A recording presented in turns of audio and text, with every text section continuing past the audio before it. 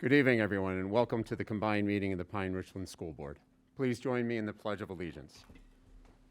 I pledge allegiance to the flag of the United States of America and to the republic for which it stands, one nation, under God, indivisible, with liberty and justice for all.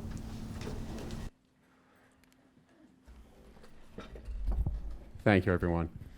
The board held an executive session prior to tonight's combined meeting to discuss pending litigation filed against the district by William Wickert and docketed with the Pennsylvania Office of Open Records at docket number AP 2021-1330, which litigation involves a request for access to confidential school district information.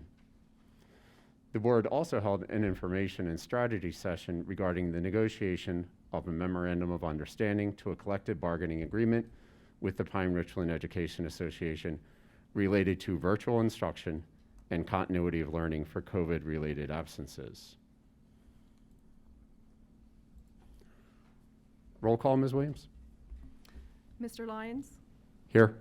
Mrs. Misbach? Here. Mr. Kashani? Here. Mr. DiTullio? Here. Mrs. Aiden? Here. Dr. Mihalik? Here. Dr. Meyer? Here. Mr. Moy? Mrs. Swope? Here. Thank you. Thank you. Recognition of visitors. We'll do virtual first if we have any, Ms. Williams. Just double check again here. We do not. We do have one in person. Mr. John Corey.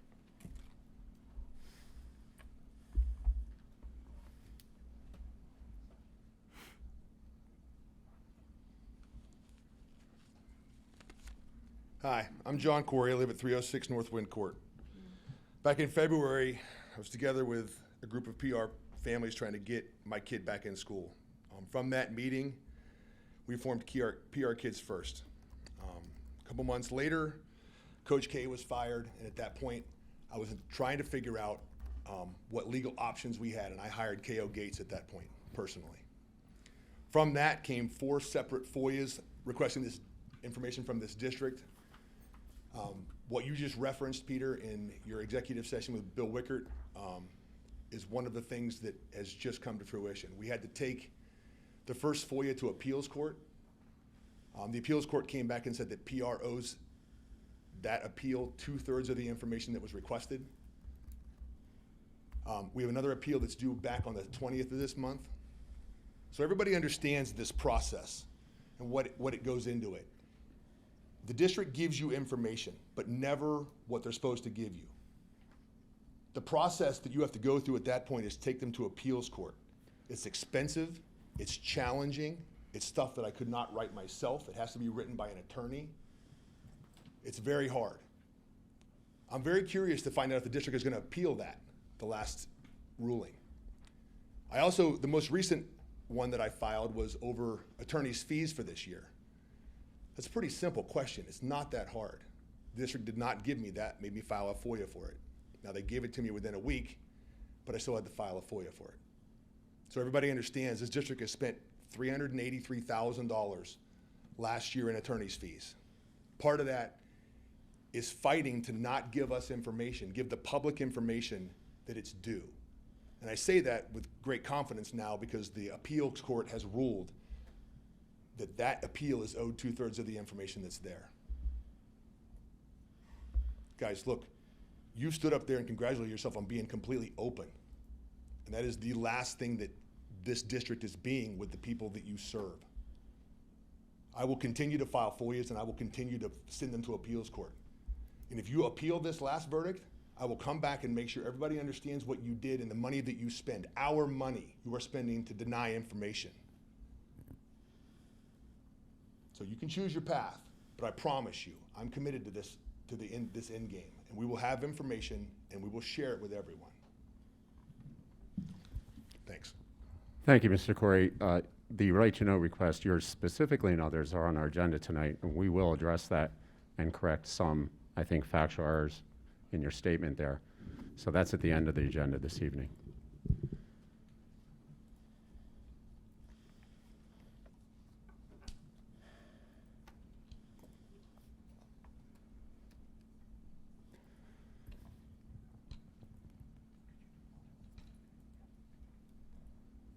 Okay, at the start of tonight's meeting, we want to take a moment to recognize and take a moment of silence for the anniversary of September 11th.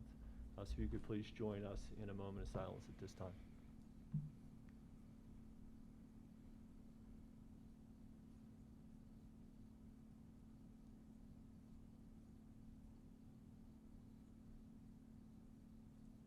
Thank you.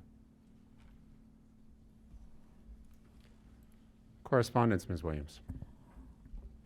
The following people emailed the board regarding the health and safety plan or masks: Melissa Nicely, Joni Guzzi, Allison Duncan, Kimberly Watton, and Lisa DiTullio. The following people emailed the board regarding quarantine virtual learning options: Lisa Massiantonio, Diane White, Ashley DeCellis, Alicia Anderson, Jamie Gornick.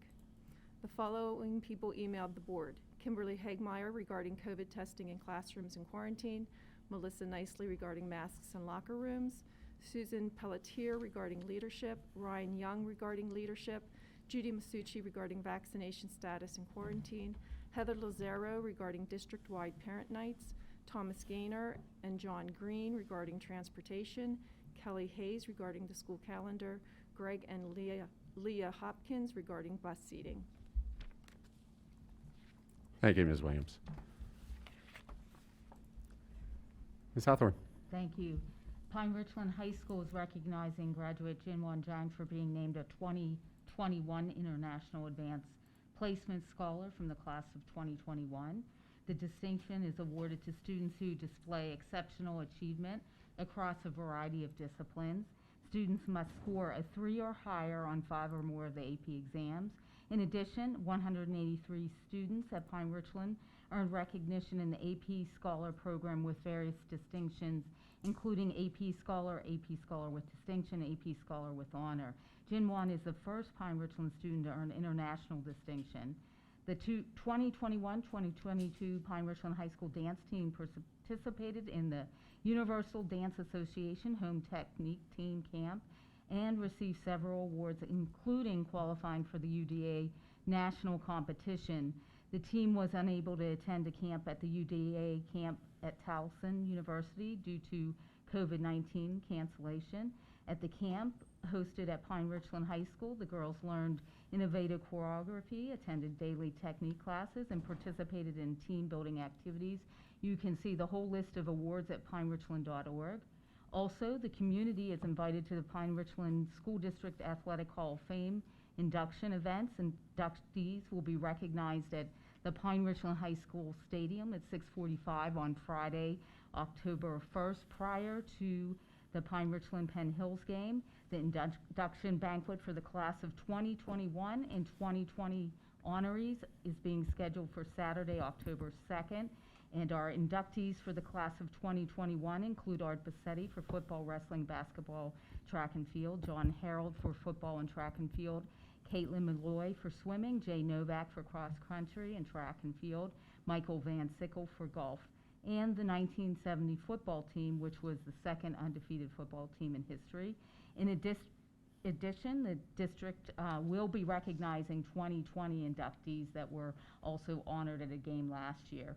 The community is also invited to homecoming festivities on September 17th.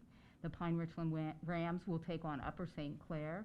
Community members will be able to visit booths filled with food, drink, and spirited apparel being hosted by various sports teams and organizations starting at 6 until the end of the game. The community is also encouraged to bring non-perishable food items to donate to the Greater Pittsburgh Community Food Drive on their way into the game. You can see a list of needed items by visiting pinerichland.org/homecoming, including more information about the event. So thank you. Thank you, Rachel.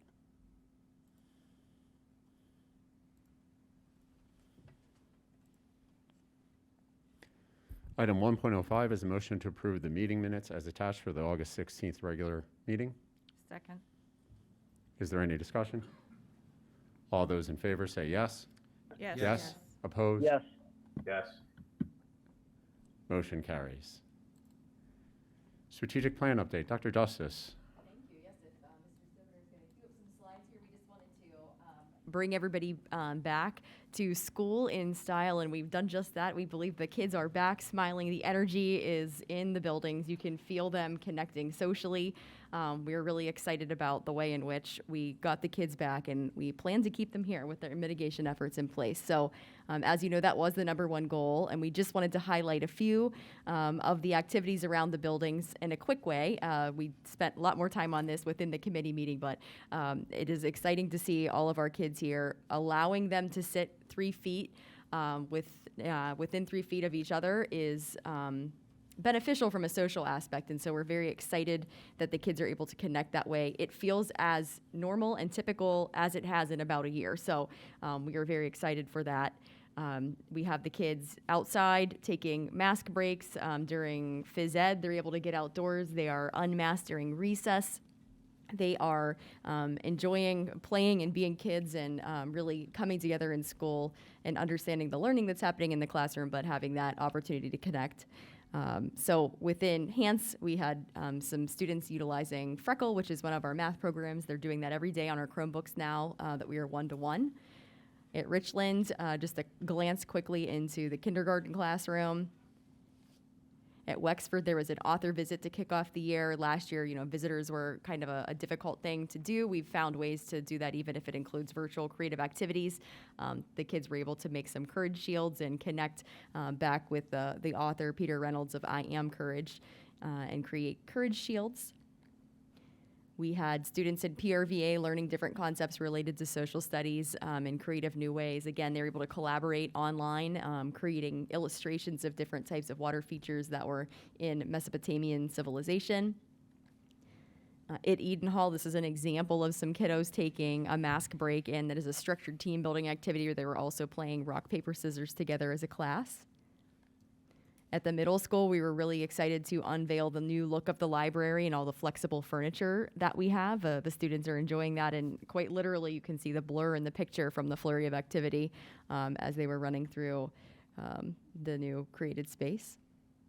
And at the high school, we're really trying to think through, in all of our buildings, but this is one example at the high school, of how to use the space that we have to spread students out, to allow team building and other opportunities to exist the way that it had previously. So that was a quick version of some of the highlights, while the rest of our time was focused on speaking about the continuum that we have in place for education, the number of kids in PRVA at present. The fact that we are keeping very accurate seating charts. We're introducing tables back in the kindergarten classroom and other spaces with plexiglass involved so that the students are still feeling together, although they are safely doing so. And one of the most important items that we discussed was that for students who are placed within the quarantine or isolation period, so whether it is a COVID-related instance that is something our nurses have vetted, have looked into the details of, it's something that we've discussed, and we're following the guidelines from the Allegheny County Health Department in terms of their flow chart for identifying close contacts, et cetera. We are able to keep continuity of learning for those students at this point. An email was sent out to our families on Friday discussing this in a little bit greater detail, but for students in grades 3 through 12, they will have the opportunity to log in and passively take part in class, be able to hear and see everything that's happening within the classroom through either a Google Meet link or Blackboard Collaborate. As the teacher will be speaking, they'll be able to hear that, the class interacting, they'll be able to hear that, and they'll be able to see anything that is displayed on the interactive display board within the classroom setting. In grades K to 2, we're leaving that to teachers and families to discuss what is the most developmentally appropriate way to approach that access of the learning so that the students can either join and be passively taking part in class or completing those activities asynchronously. So we're excited to have this put into place and to help our students keep up with their learning throughout. Yeah. Later in the agenda, there's an action item, the MOU for board consideration. It was supported by the Pine-Richland Education Association in their vote last week, and we appreciate the ability as an organization to work collaboratively with our staff to serve our students through our mission. And so we have Mr. Vins here tonight. He is the president of the PREA, but again, we appreciate the opportunity to work collaboratively. And things will continue to evolve, I'm sure. We don't know exactly how, but we have set ourselves up to have 99.8 or 5% of our students in person, and our goal now is to keep them in person and to follow the mitigation that is outlined. Dr. Justice, by design, but it's okay, you don't have to go back. On Fridays, for right now, Fridays at noon, we will update the COVID tracker that is on the website. So that includes active cases. It's broken out by building as well. Active cases means a case of either a student or staff member that's within the 10 days of when they became symptomatic or had a positive test result. And then we'll also keep track there of students or staff who are in quarantine based upon a school-based positive case. So we know that quarantine can happen perhaps because of a community exposure. So for example, there might be a karate class or something happening, and someone in that karate class was positive, and therefore there are close contacts there. All of those, regardless of where they originate, will work through our school nurses, which is through our health office, which then allows us to ensure that we're working with Allegheny County in terms of the decision-making, and then we'll support them through what's on this slide. So again, just some additional detail.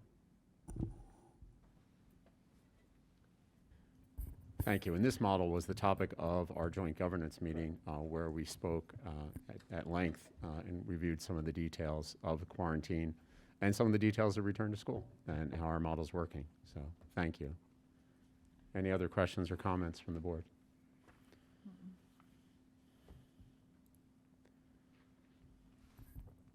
Item 3.01 is a consent agenda. Motion to approve items 3.02 through 3.10 as attached.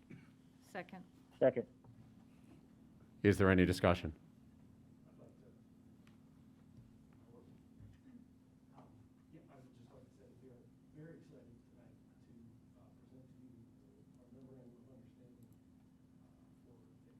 between the district and the Special Olympics and PBA for the unified bocce team and possibly two teams. And we're, like I said, really excited about this.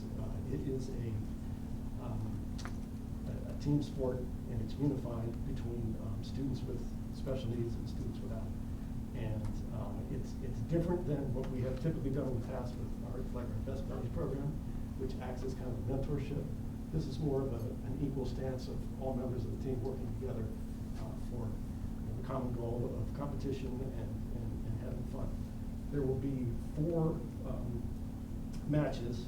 I think one will occur here.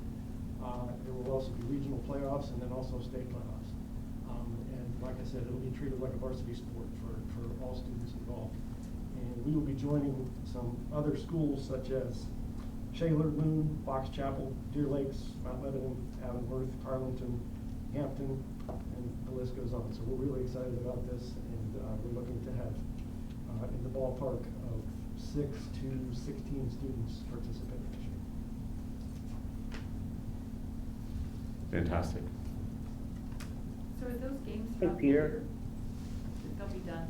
Are these like, is it a tournament that will occur, or are they different? It'll be a winter sport. Okay, okay. We'll start at the end of November. Thank you. And like I said, I think it's 2 practices a week and 4 matches between single matches between us and other schools. And then following those 4 matches, there will be regional playoffs and then a state tournament. Okay, thank you.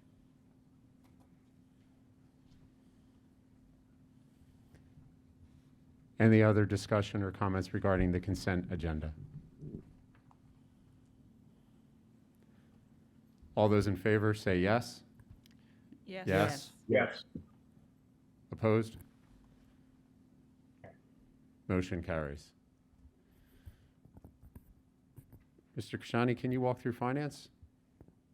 I sure can.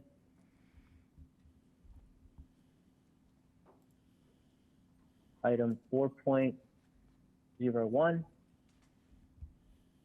is a motion to approve the financial reports dated July 31st, 2021. Fund 10 General Fund unaudited dated June 30th, 2021.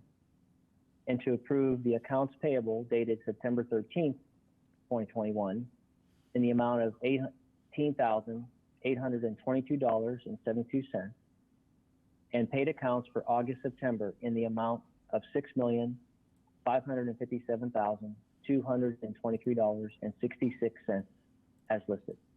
Second. Is there any discussion? All those in favor say yes. Yes. Yes. Opposed? Motion carries. Item 4.02 is a motion to approve the following individuals as check signers for the accounts listed.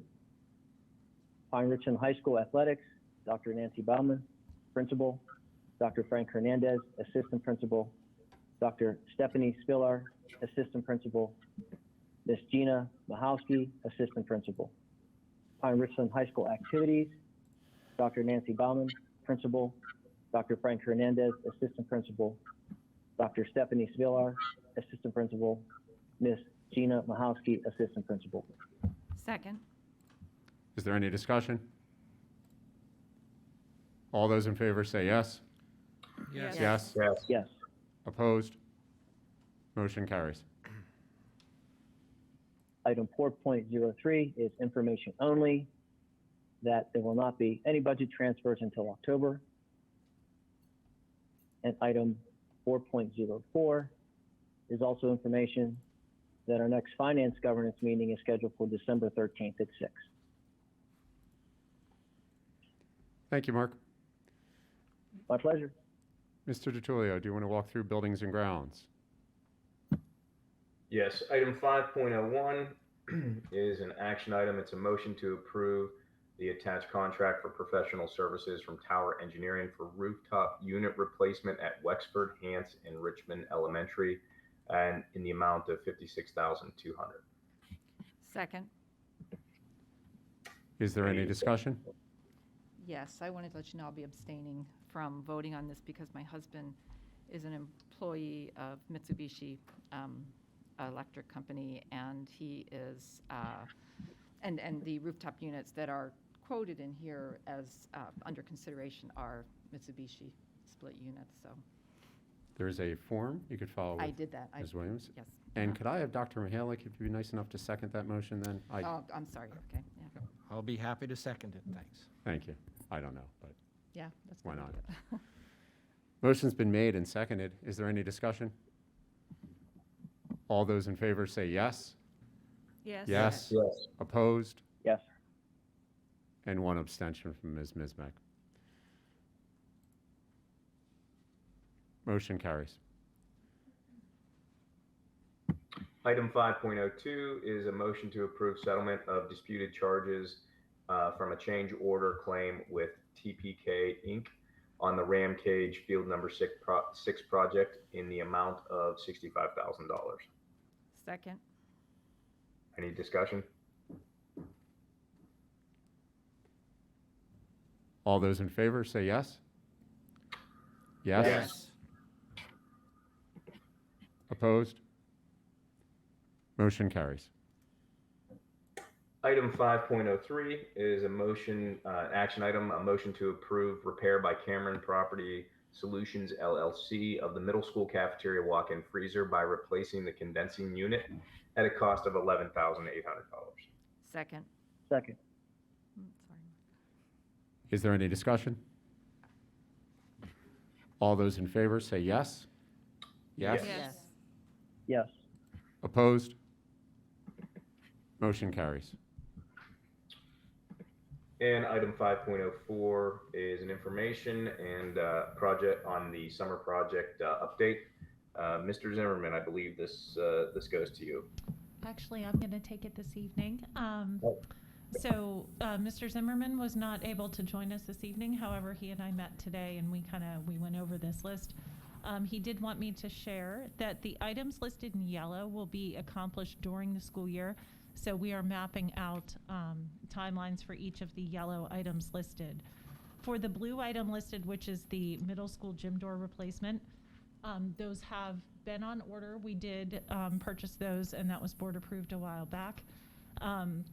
He said he was very happy that we placed the order when we did, because in speaking with the vendor, Currently, the doors are on back order, but they're coming. But the price of them has gone up 22% since we ordered them. So that is a positive for us that we got them in whenever we did. And then as we work with Tower Engineering moving forward for the HVAC unit replacements that we will be proposing to use the ARP ESSER money for, we will provide additional detail at that time. Does anyone have any questions? Okay, thank you. Thank you. Thanks, Greg. Dr. Meyer, academic achievement? Item 6.01 is, just give me a second for it to load. A motion to approve the memorandum of understanding between Pine-Richland School District and the PREA as presented. Second. Is there any discussion? Just want to thank the teachers and the PREA for approving this, for collaborating with the district and with the board to make this happen for our students, for their learning. So thank you very much. Yeah, thank you, Mr. Vins. I know this takes a lot of time. Sometimes people wonder what goes on in a school over the summer. You're a teacher. I think you were working this summer quite a lot on this and other items. I know we mentioned this MOU as a topic of executive session back in July. So it takes some time to work through these details. We're very happy with the results, and we're very happy with our teachers. Thank you. And this is Greg. I will vote for this because we need to do something. I feel that this does not go far enough. I wish we would have gone further. We as a school and as a society are asking parents to keep their kids home for more reasons than they normally would. So if you keep a child home that is not officially quarantined, they don't qualify for this. I disagree with that. I think this should go further, but we have to move forward in some way, so I will vote for it, but it could have and should have gone much further. Thank you, Greg. Any other comments? I just also want to thank the teachers. Full disclosure, I work in the field, and I know how tired educators are. And it's a lot of work, and we appreciate what you do. Thank you. All those in favor, say yes. Yes. Yes. Yes.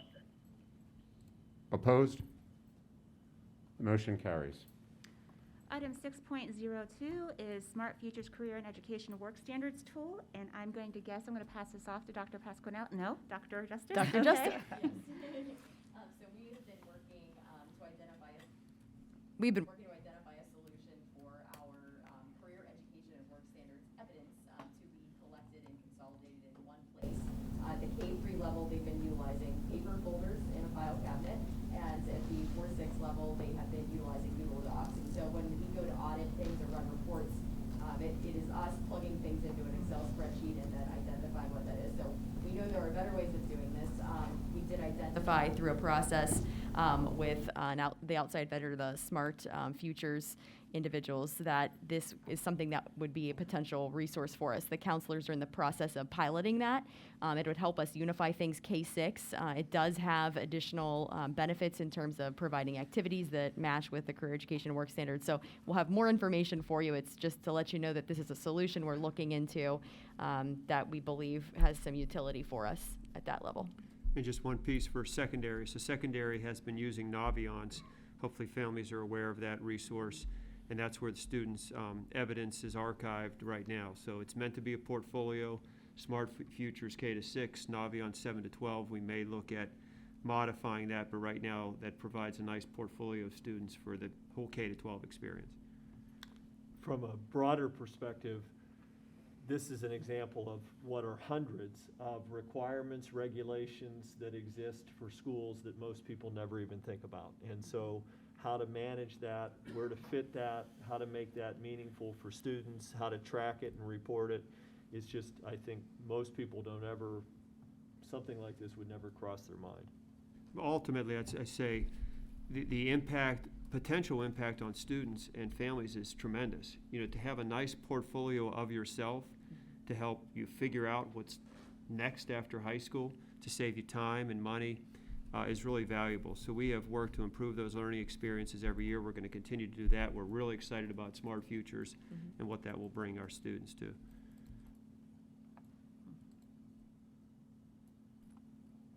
Okay, thank you. Anything else? If not, item 6.03 is a reminder of the Academic Achievement Governance Meeting scheduled for November 18th, 2021. The 2021 Academic Achievement and Growth Report will be presented. This is an off-night meeting and no board planning or regular meeting will follow. Thank you, that's everything. And we're going to go late. Bring your own snacks. Settle in. Maybe we can put on coffee, depending on COVID. Mrs. Swope, Student Services. Item 7.01, it's a information item for board consideration at the October planning meeting. Motion to approve the 2022 Spring Music Department trip. Student attendance for the school band, high school band, choir, and an orchestra to travel to Orlando in April. And there is no cost to the district. Is there any discussion? Just to say, those are always, it's a hope. Again, we'll see where we are. We have language in there. We've been working with travel agencies to make sure we have contingency planning with that. So that is a goal. We hope to have that opportunity. You can see the learning experiences listed there for the students, so we're excited about it. It's always a wonderful experience, but we got to keep an eye on cases, conditions. Thank you, Kasia. Dr. Mihalik, Staff Services. Thank you. Item 8.01 is a motion to approve the personnel supplemental and transportation items as attached. Second. Second. Is there any discussion? All those in favor say yes. Yes. Yes? Yes. Yes. Opposed? Motion carries. Could I just make a brief announcement? So you do hear a lot in the news about school bus driver shortages. We have been in a really good position. STA, we have a target for the number of routes and drivers needed, plus a bench, if you will, extra substitute drivers available to cover routes. And they have continued to meet that target for workforce, which is very positive. There are two areas that we really continue to see need.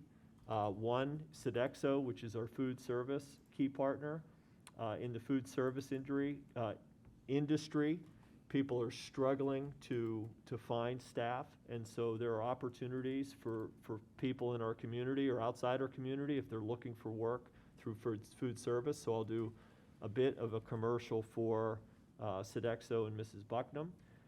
At Pine-Richland, we also look for certain positions. Custodian is an example of the positions that schools and our school district are looking for. Sometimes the wages on an hourly rate might not be something similar to what a person could find outside, but there are significant health benefits and other considerations for working in a school environment. And so sometimes the best recruiting we can do is just to encourage through word of mouth people that we know who might be interested in a particular job. And so we would encourage people to pass that word along.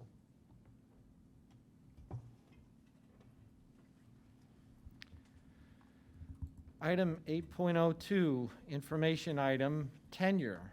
The Pine-Richland School Board and Administration recognize the tenure status of the following individuals: Jacqueline Cerny, Amanda Dempsey, Cindy Poole, Valerie Schockling, and Stephen Shade. Congratulations. Thank you, Dr. Mihalik. Thank you.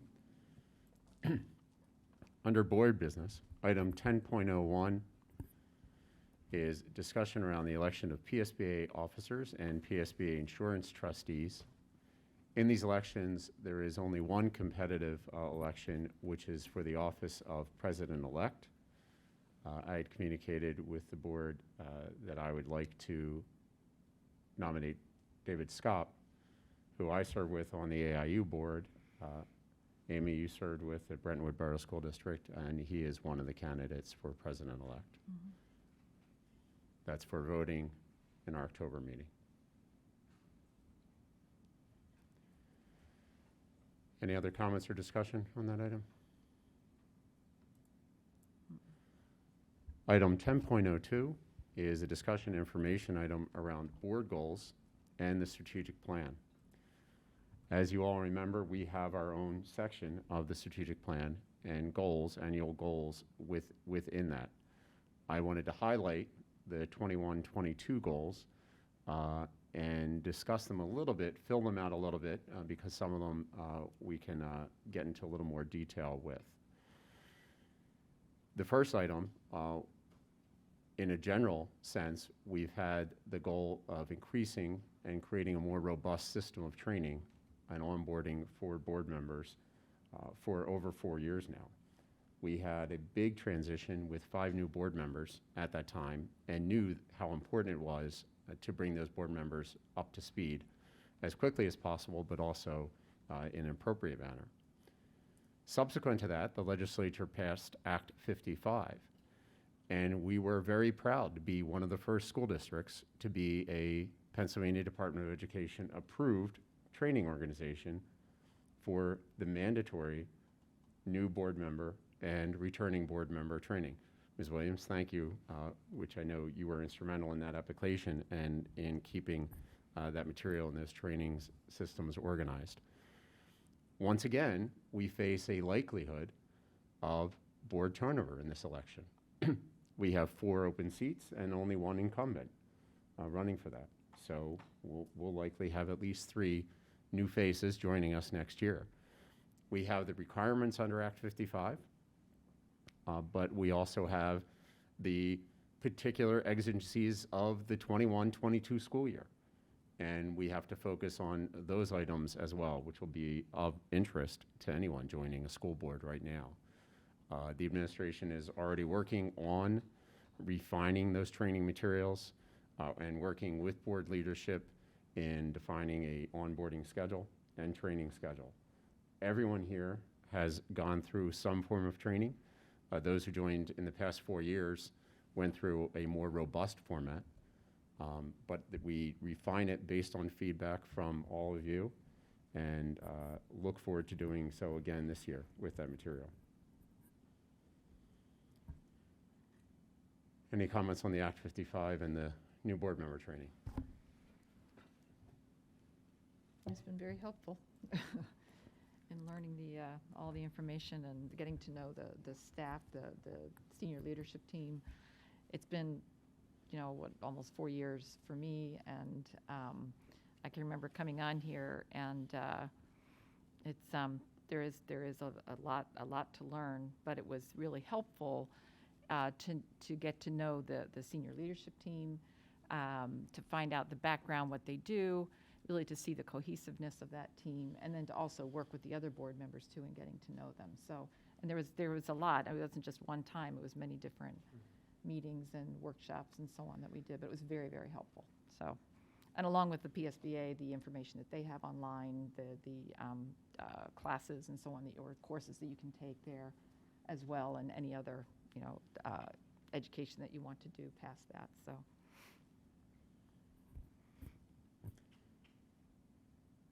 Second item, board self-evaluation and focus goal setting. I'll really just sort of say that is sort of what we're doing here and what we've done in providing that information back to the board and reflecting. Some of that happened, of course, in May and June. Board policy review. 800s, 900s, and 100s. There's no small potatoes there. That's, I can see Barb shaking her head. So it's operations, it's community, and programs. So there's some heavy lifting there. We were on a call with the Mid-Atlantic Alliance for Performance Excellence today. And I can tell you, it was with little doubt in our minds that Dr. Miller could say that we know of no other district organization that regularly undergoes their policy reviews to ensure they are timely, up to date, and that there is understanding of them in the board and throughout the organization like we do. It's a slog sometimes. But that is our primary purpose, is to set policy. So we will continue with that again this year. If I could just add briefly, the good news, while there are many policies for review, because this is now our second time through the cycle, most of the significant changes that happened in policy happened in that last batch. So hopefully, barring legislative changes, these are a review, fine-tuning in some cases, or in certain small number of cases, there might be new regulations or legislation. So that's the benefit, the hard work. The most significant hard work was done in that first cycle through the entire board book. And again, for those who don't know, we have 249 to 250 policies across the entire board book.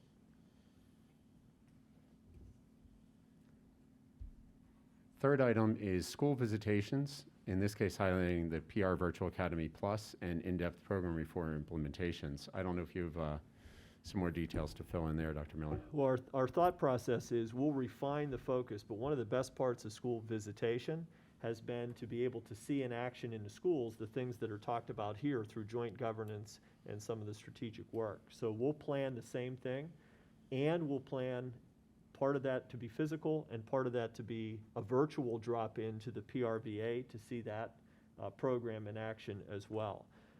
At this point, our thought process with the transition back to school is that we'll focus on school visitations here in the fall, preparing the onboarding plan and training, but my recommendation would be we wait until mid-year and into the spring to get into our batch policy review, just in terms of pacing the work. Thank you.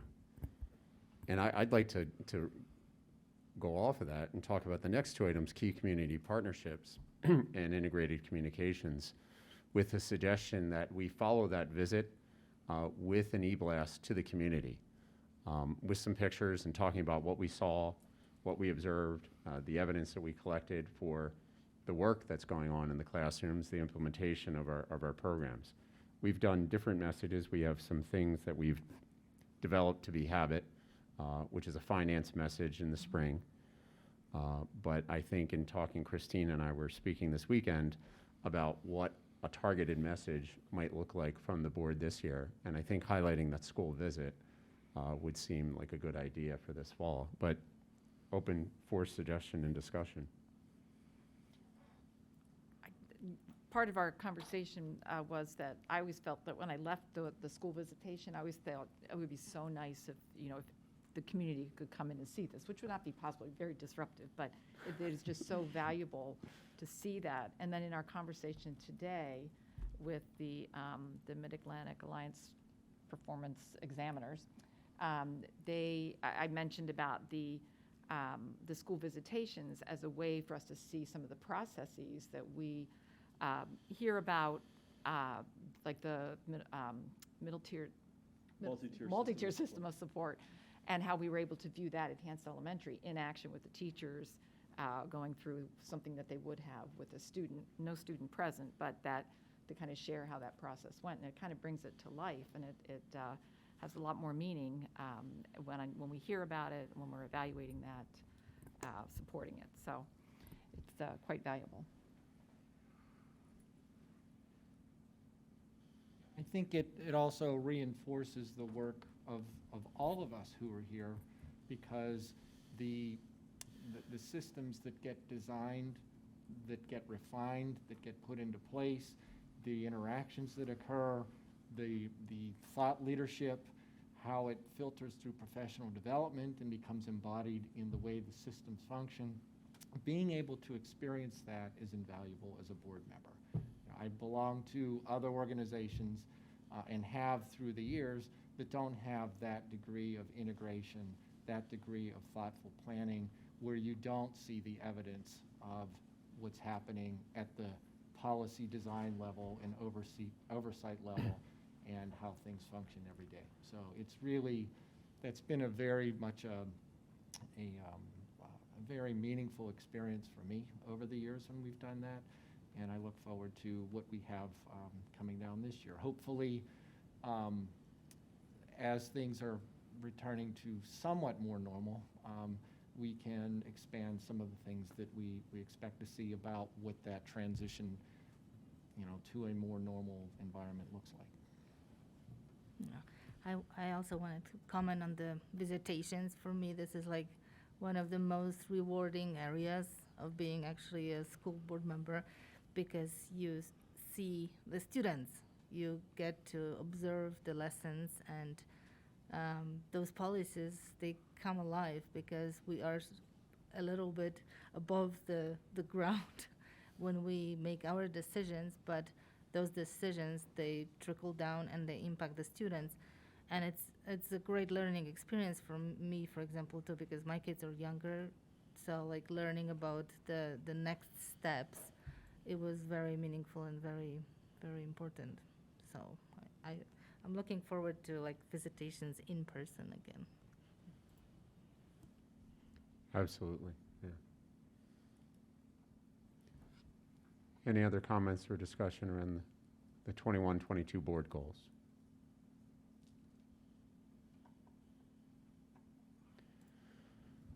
Item 10.03 is also a discussion information item for board consideration in the October planning meeting. There will be a motion to approve the first reading of Board Policy 006 meetings and 903 public participation in board meetings as attached. These are revisions required by the passage of Act 65 of 2021. We've mentioned it in passing here. We've been in compliance with that, and we already are operating in compliance with it. We're bringing these policies up to speed with the PSBA recommended language, enshrining our current practice. I just have one minor comment on that. In looking through the red line version of it under the notes section at the end of policy 000, that there's some language there that looks like it's editorial in nature that probably is just kind of left over. That'll be removed when Okay. it's sent to PSBA to check all the references and sites and things, so. Got it. Okay, thanks. So I had a question in there as far as, there was a part in there that if there's a new item that is introduced by the public, and we introduce it onto the agenda itself, and then we have in there that there is to be when an item is added to the agenda after the public comment period is ended, the board shall offer further public comment opportunity limited to the added item. That's wording that was added in there. Do we need that in there because we already have a public recognition at the end, or is that an additional one prior to, if it's something that we are then We should do it deliberating and before we voting on? vote. And, Okay, and, I and just in wanted fact, to many clarify bodies that. have done that Okay. just by custom for some time now. If a new item comes up, Right, okay, just wanted to clarify. yeah. All right, thank Yeah, you. that's specifically in the Act 65, where if there's something added new, you have to allow somebody to speak to it. Okay. A community member. The one question I did have, and again, this is new, and so these things are often figured out, well, Don, as they go along, right? So, and I'm in policy, I guess this is 006.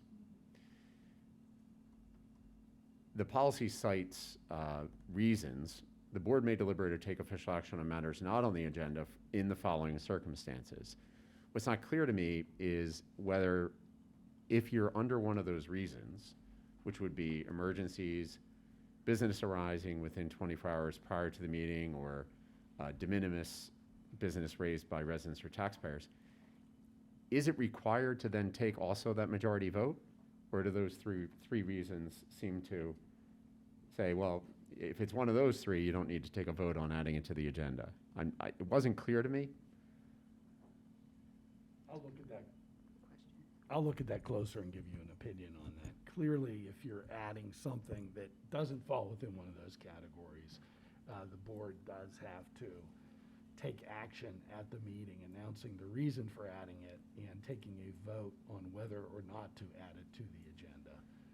And then if it's added, It can be voted on, and the minutes have to be posted showing that something was added to the agenda. And I is- will take a look at Act 65 to answer your specific question of whether that process has to be gone through with regard to those specific items. I guess I would just say, just vote on it anyway, right? That's the easiest thing to do. Yeah, fair enough.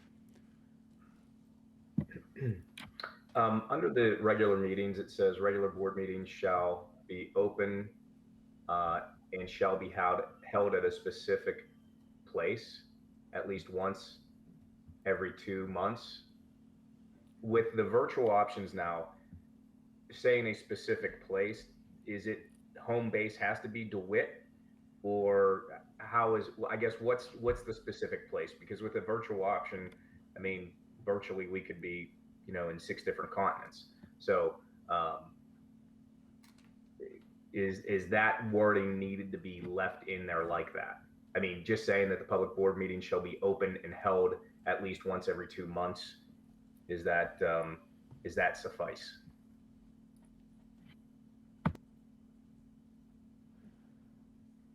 So I'll say this, Greg, as I understand it, it's not clear, although we've made revisions to our policy, right? So Greg, we made revisions to our policy that don't bind the board to have majority in-person attendance. This language, I don't believe is new. This language was pre-existing, and it's not clear that the requirement to have a physical nexus for the meeting doesn't still exist. Well, in other words, it probably does. Now, that doesn't mean that any of us need to be there. That physical nexus could be Ms. Williams with a laptop in this room. But it's not clear that we really haven't divorced ourselves from that nexus entirely. When we did so, over the past 18 months, we are doing so also under the umbrage of emergency orders. So I think that's why that language persists. Yeah, I understand what you're saying, but if, without questioning some of these things that come up, like, how long do we advertise in papers, and no one reads papers anymore, so those are the kind of things that I think we should question. I personally would like to take that out of there, because if for whatever reason we can't be there, there's a flood, there's a storm, whatever, and Barb happens to be at home and it's supposed to be at DeWitt, does that put us in conflict? That's all I'm saying. I personally would like that language removed, if at all legal and possible. Greg, that language that you're referring to is in the school code, placed in there probably in 1949 when the school code was adopted. So I don't think we should remove it. We certainly meet the timeliness of meetings. We have multiple meetings every month, so that's not an issue. Just identifying the location. As Mr. Lyons indicated, it's typically right here at DeWitt, which can be noticed. If we do have an unusual situation where nobody can be here, the advertisement can reference the live streaming link, and I suspect somebody's still going to be here operating. So we can take care of that and address the location, but I'd say my recommendation would be to leave that language in there, because that is right out of the school code.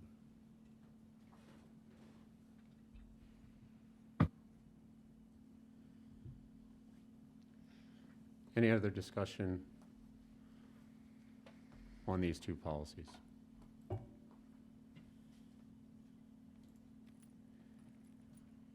I did want to, before we go on to right to know, I did want to talk about those policies a little bit, and a little bit about Mr. Corey's comments, and a little bit about the board goals. So the last item there, key community partnerships, systematic and integrated communication, and reflecting on the board self-evaluation and the parent and staff evaluation, one area that comes up in a lot of discussions is transparency.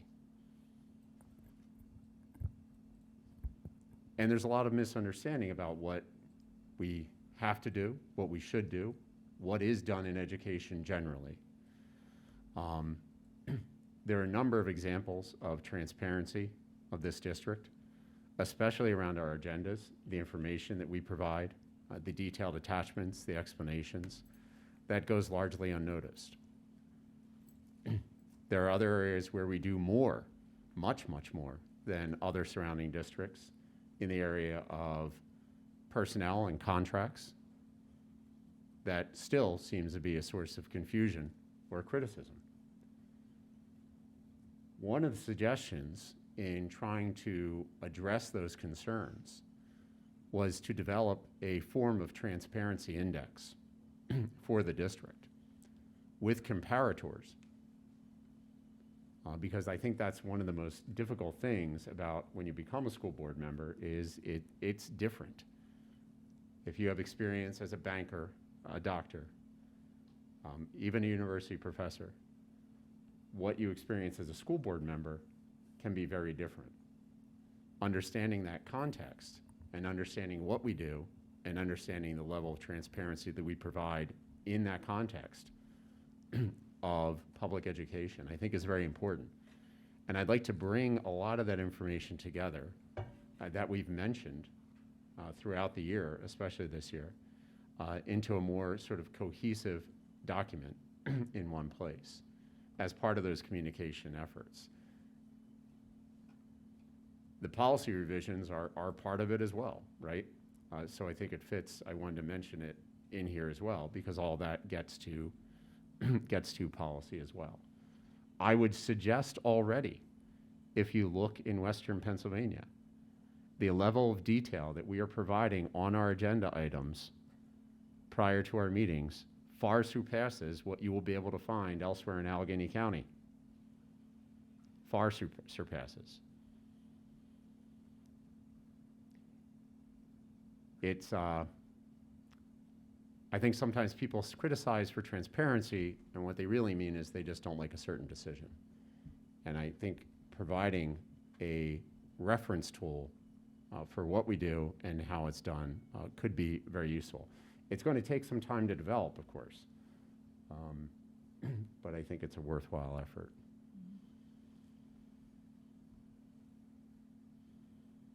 Mark, Greg, any comments or thoughts there?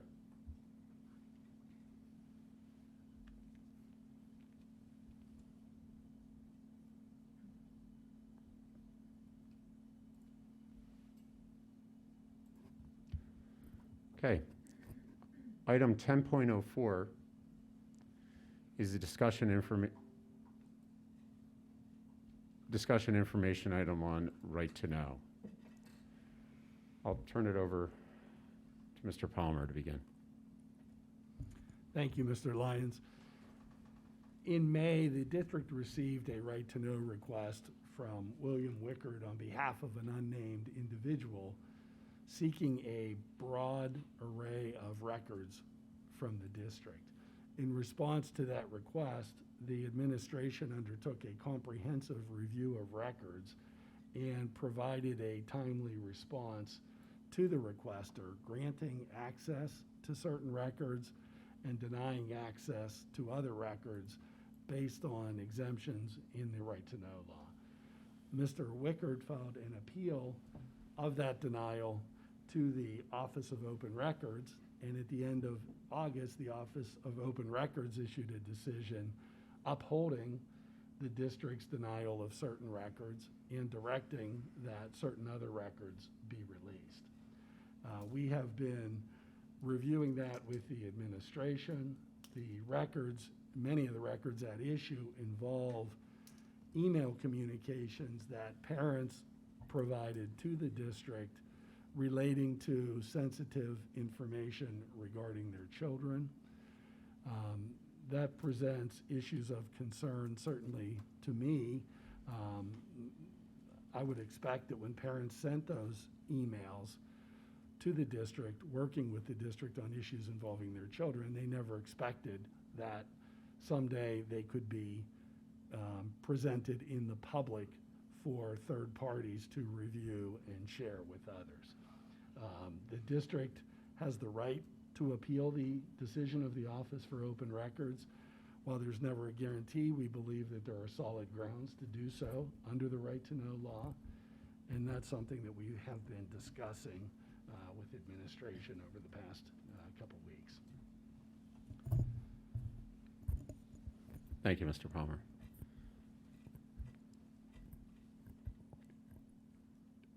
Could you give us an example, Dr. Miller? I mean, what are we talking about with this request? And I'll you know, what would be something that we would feel is too sensitive and maybe theoretical to keep that out? Yeah, so to generalize, what I would say is right-to-know requests are a part of, they happen all the time. We have had more right-to-know requests in the last 6 months that we would have in a typical year, but right-to-know requests are a part of what happens in public education. And they can take many different forms. Sometimes right-to-know requests, based on how they're constructed, include what turn out to be a significant number of email messages that have to be reviewed to understand whether they're responsive, and then, again, work through that process. And depending on the nature of the request, involves different people who are part of the school district. I think what Mr. Palmer was saying, given this specific request, is that when a parent makes a decision to communicate a concern to the school, most of the time when a parent is thinking or worried about something or wants to share something or wants some action to take place, you know, they are thoughtful in considering that, and they send that message to a teacher, perhaps, or they send it to a guidance counselor, or they might send it to a principal or assistant principal. This is a part of what happens all the time because email is the manner in which many people communicate today. So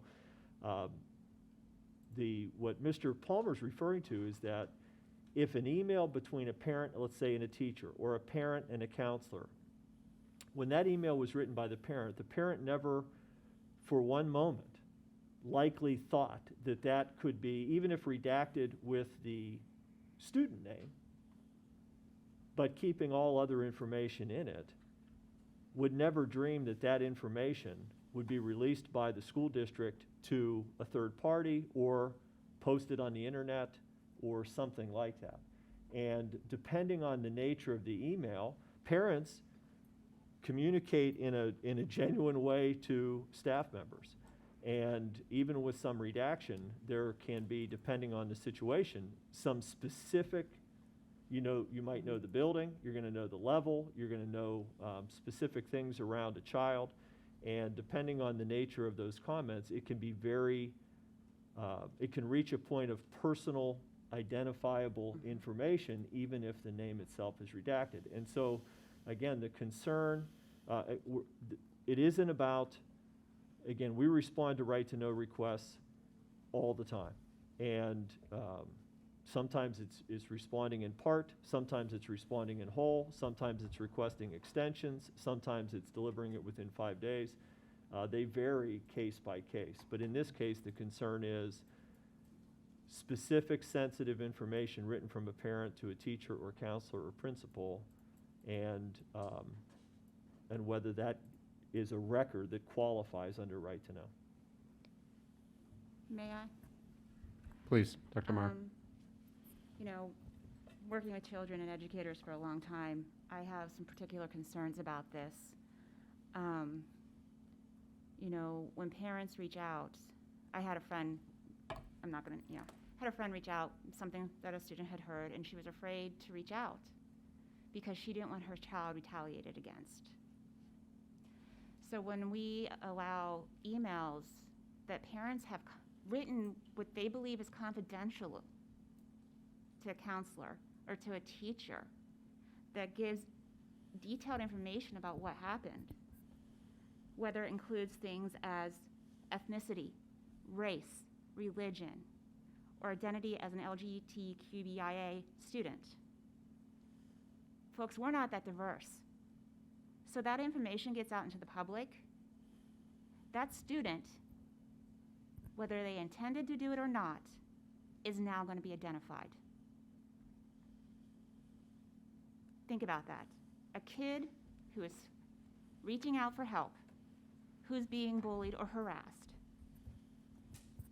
tells their parent, and then the parent reaches out confidentially.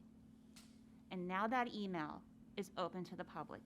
We just betrayed the parent's trust and the child's trust. That will have a chilling effect of parents being willing to reach out and children being willing to say anything. Children have a hard enough time now reporting bullying and hazing and any of those things. So making it open to the public is going to hurt relationships between teachers, children, and parents and counselors. That's my thought. I have a question. Legally, let's say I was one of these parents that sent an email and now I hear about this and I'm concerned. Is there anything I could do to prevent my particular situation from being released in a right to know? Is there any way to stop that if it's deemed public? Yeah, that's an interesting question because the parties are the requester and the school district. There are vehicles by which the person who created the record, the email, could take action to join in a review of the matter, whether that's before the Office for Open Records, likely not there because that happened so fast, or in a court proceeding. But even at that point, I'm still putting myself in the public saying there's something I don't want to disclose. Correct. So that could equally impact my child. Okay, thank you. Dr. Mihalik. Yeah, I guess what I want to say here is that the reluctance that's being expressed here on the board comes out of a concern for parents, students, the quality of communication back and forth and trust in the district. What's happening here is a third party in an outside process is starting to drive things in a direction that are forcing the hand potentially of the district. You know, we've talked about appeal. One of the reasons for doing an appeal is for this sort of protection. It's for the idea of making sure that we are not just releasing all sorts of things that can have high consequences like this. So I think this is something that needs to be weighed very carefully. And I think everyone here is doing that. You know, any attempt to take what the responsibility that this body bears and the administration bears, as if somehow this is a reluctance to comply or engaging in behavior that hides things. That's not what any of this is about at all. This is about being responsible with information that's sensitive and really speaks to the heart of the matter of trust in our community. Agreed. I would go further. And I'd say any suggestion that these requests represent attempts at transparency is false. It's not a third party. It's Mr. John Corey. He did so, in his words, in the same breath that he formed a committee to run for school board. These are abusive fishing expeditions. He seems to believe governing is a game of gotcha after he lost his football coach. Let me give you an example. There's no personal attacks in these meetings. Why are you doing it? I'm just calling out. No personal attacks. Let me give you an example. And this is one of multiple bullet points. This is just one. And if you're at home listening, you can raise your hand privately in your own home if this request applies to you. Any and all emails from personal work accounts or text messages sent to or from any current or former Pine-Richland School District employee or current or former school district school board member. So a text message to a teacher that was regarding any instance of hazing, bullying, or cyberbullying for the period September 2016 to present. So if you're an 8th grader In third grade, you sent a text message to a teacher about an issue that you thought might have been bullying on the bus. That's being requested. That serves the public good. Let's be clear, it's not a hypothetical that that's going to get posted on the internet. Mr. John Corey told us tonight he's going to post it on the internet. His words.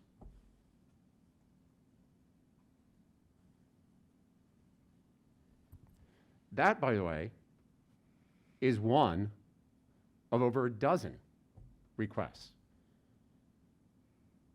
That's just one. Do I think that's abusive? Yeah. Will we comply with the law as appropriate? Yes. Have we answered normal, appropriate requests, like the legal fees? Yes, and we do so all the time. Will we appeal this?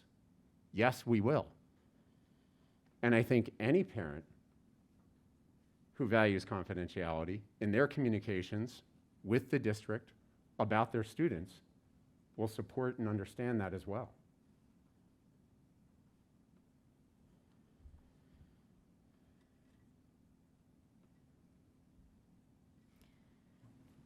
I'd also like to make the point that when, Peter, when you mentioned that, the over dozen requests, that's a lot of material between text messages and emails for the administration to cover. And when Mr. Corey did mention about the cost, there's not only cost legally for review, there's also the cost of the district individuals, their time, and the distraction away from education that takes as well. So that's something to be considered, and that's being brought upon the district. That cost is being laid on the district through a community member, costing the rest of the community members to absorb that cost as well. And that concerns me. That's not governance. That's not governance. Mm-hmm. Not sticking around to even hear this discussion from him or the candidates. That's not governance. That's throwing hand grenades. And it's distraction to this institution, and it negatively impacts our students and families. It's deeply concerning. While I 100% agree that we should appeal this, because we should, for the reasons noted. I mean, there are some very personal emails that were written by concerned parents about their children.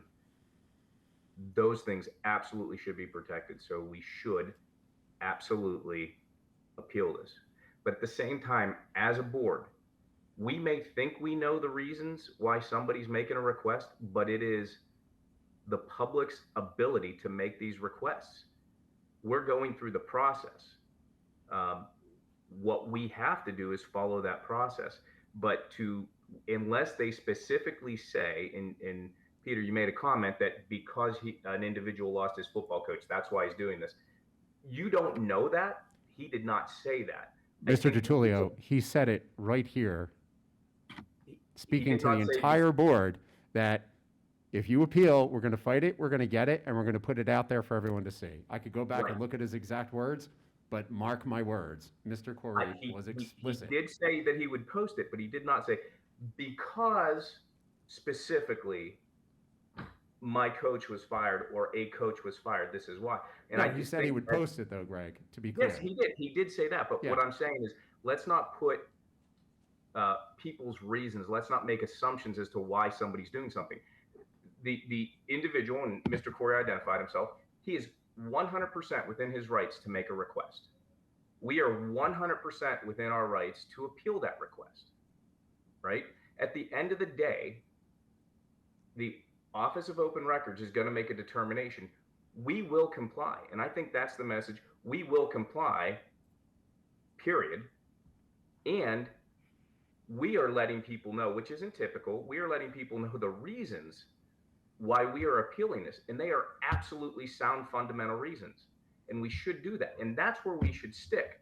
We talk about governance. Let's stick with the governance. The governance is we're going to follow the law, and this is part of that process. This is part of those laws, and that's where I think we should stick. That's all I'm saying about that. My concern was let's not get into innuendo and anything else. Stick to the facts. The facts are there are very sensitive records that are being requested. As a board, as an administration, we are 100% within our rights, and we should appeal it. Because I do think having some of those records out there is absolutely 100%. It really is going to shake trust between parents and administrators, parents and teachers, and the repercussions of that could be massive because people either won't reach out and or teachers won't respond the way that they want to, and or administrators or counselors. All those things are valid points, and that's where we should stick. That's why we're going to appeal it. I hope the Office of Public Records absolutely agrees with us, because to put those out, I think is absolutely dangerous, and I don't agree with putting those records out. But if the law tells us we have to, that's what we're going to have to do. I agree with you, Greg. The one thing that I don't agree with was the assertion that Mr. Corey made that the district is causing this expense, and that's not true. And I 100% agree with you there. Okay. I mean, the reasons I agree with that. We can simply say, hey, the district's not responsible for these expenses. We have to be good stewards of this information. We have to. It is absolutely our obligation. Therefore, it's a defensible expense. Correct. Okay. Thank you. Yeah. But to get into anything else is just, I mean, if the public wants to get in and attack us, that's fine. We're the governance, right? I'm not going to try to go back and attack anyone in public, particularly at a public meeting.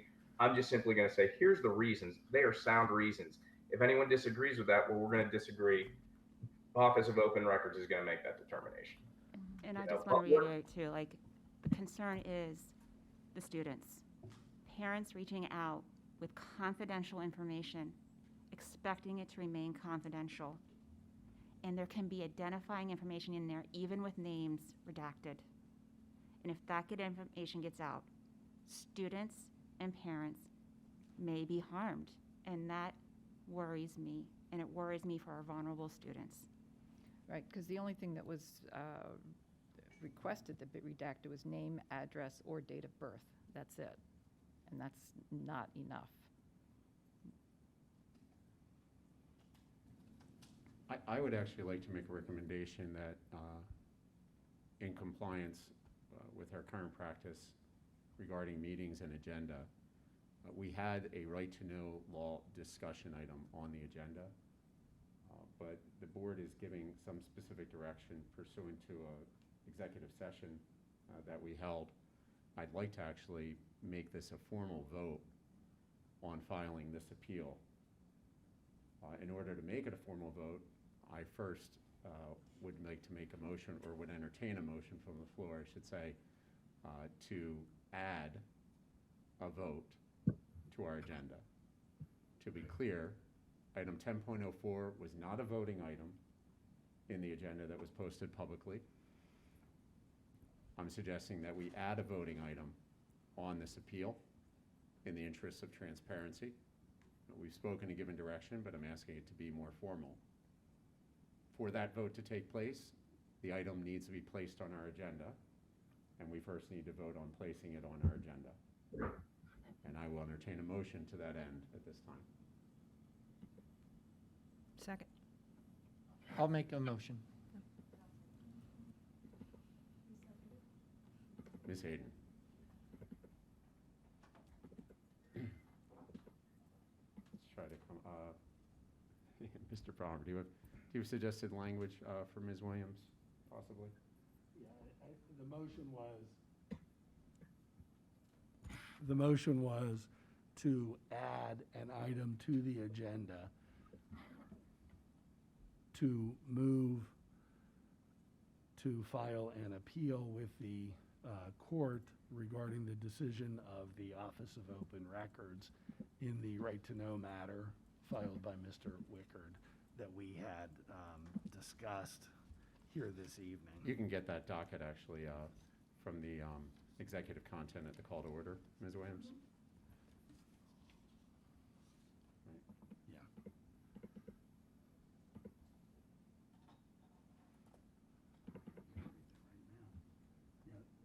Yeah. The docket number of the open records decision was AP 2021-1330. So the vo- 2021-1330. And so the vote would be whether we add that to the agenda. Correct. That will be our first vote. Correct.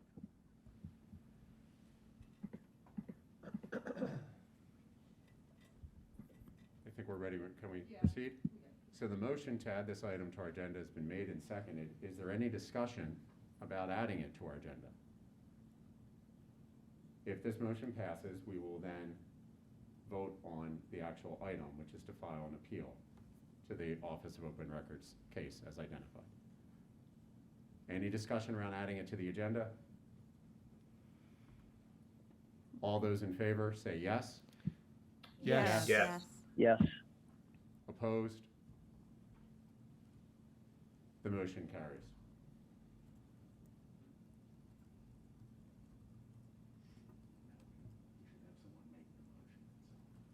Well, now that it's on the agenda, I feel comfortable making that motion. I'm refreshing. I don't have it, you won't see it, so I can repeat Okay. it for you.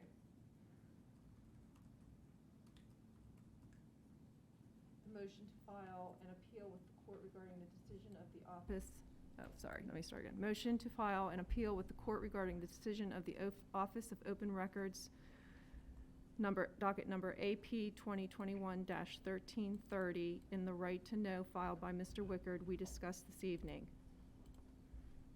Can I have a second? Second. I have to interrupt. The meetings on how to conduct board meetings say that if you add an agenda in a board meeting, you have to allow for public comment. Thank you, Mr. Rexer. You're absolutely correct. Would anyone like to comment on this motion at this time? I'd like to comment. Sure. Same policies apply, Mr. Baxter. 3 minutes. Thank you. Tom Baxter, Gibsonia, PA. The only thing I want to comment on is the conduct of this board, and specifically Mr. Lyons. Your conduct is completely unprofessional and disgraceful. You've personally called out a member of this community who's simply following the law and has acted within the law. And I don't know why you have rules that say that anybody in here that talks can't address anyone personally. You just personally threw someone under the bus without him here, which is very cowardly. And that's all I want to say is that that's how you talk about how to conduct board business. That's not how to conduct board business, what you just did, okay? You want to talk about policy and about the law and about how you're not happy with it, that's fine. But you don't personally call out someone, especially when they're not here. Thank you. Bye-bye. Any other comments? Mr. Bono.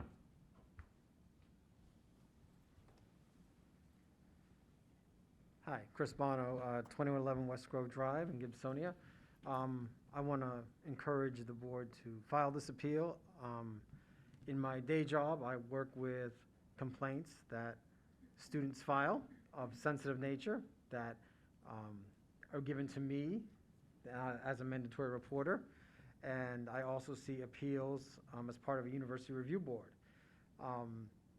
These are very sensitive topics about events that change people's lives, and the risk of re-traumatizing students is very real. And so I want to thank you for taking this matter very seriously. Thank you, Mr. Bono. Any other comments?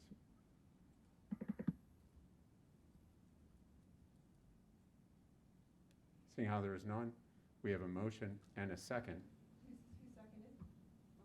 Who seconded? I did. Christine, sorry, Christine did. Yeah. We can proceed with board discussion. If there is any additional discussion at this time on the motion to file an appeal. I just think we all should take a moment to reflect on community trust, people acting with intentions of protecting students, and recognizing the way governance is supposed to be structured, where there's an administration who's reliable, that executes on operational matters, governed by a board that sets policies and goals and a culture of the district, in dialogue with community, and it should be done in a way that helps support our district and our culture and our students. We can have some disagreements, but we can have discussions about those things. But we're now about to embark on something that a lot of people who never knew that they might be daylighted because they were reaching out for help may now be put at risk. And that has a big effect on the culture of our community. We have to reflect on that very seriously.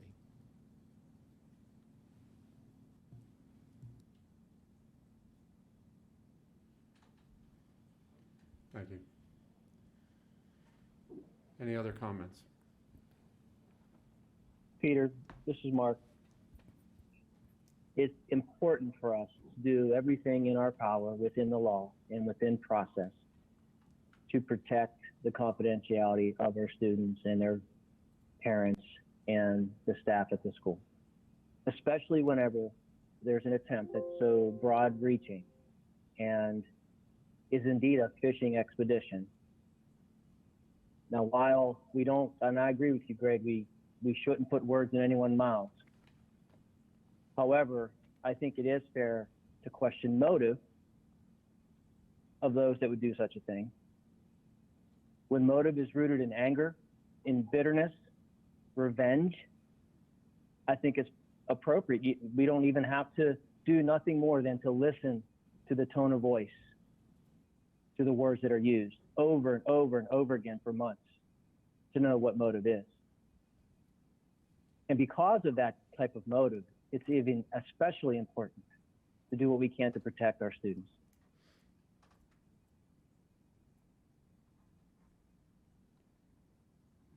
Thank you, Mark.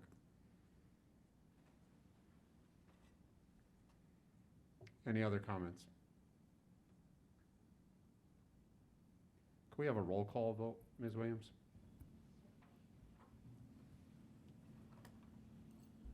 Thank you. We had a little assistant. Dr. Mihalik? Yes. Mr. DiTullio? Yes. Mr. Kashani? Yes. Mrs. Hayden? Yes. Mrs. Mizbach? Yes. Mrs. Swope? Yes. Dr. Meyer? Yes. Mr. Lyons? Yes. Motion passes. Motion carries. Thank you. Thank you, board members. Item 10.05 is just a review and reminder of joint governance meetings upcoming. In October, diversity, equity, and inclusion, and also October 18th, sustainability. Looking forward to that one. November 15th, we review the model for teaching and learning. All meetings begin at 6 p.m. And are take place unless otherwise posted here in DeWitt.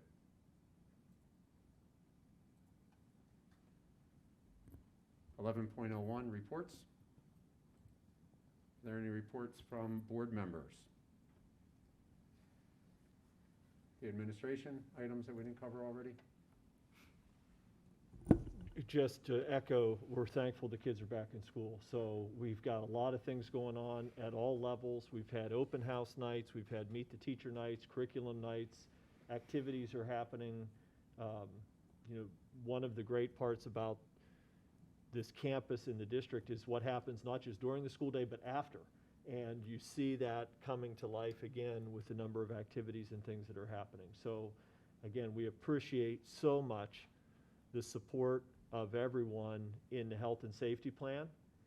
Even though we understand there are strong feelings that might not agree with certain things, what we're seeing is incredible cooperation, and hopefully that will help keep kids and students engaged and involved and minimize the risk of anyone not being a part of it. So it's great. We have homecoming coming up with weather permitting, a dance activity happening out, so there's some good things happening that are more of a return to normalcy, and hopefully we can keep that going. Thank you. Any other reports?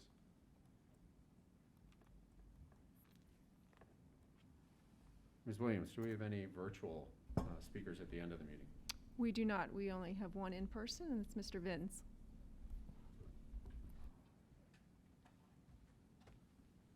Good evening.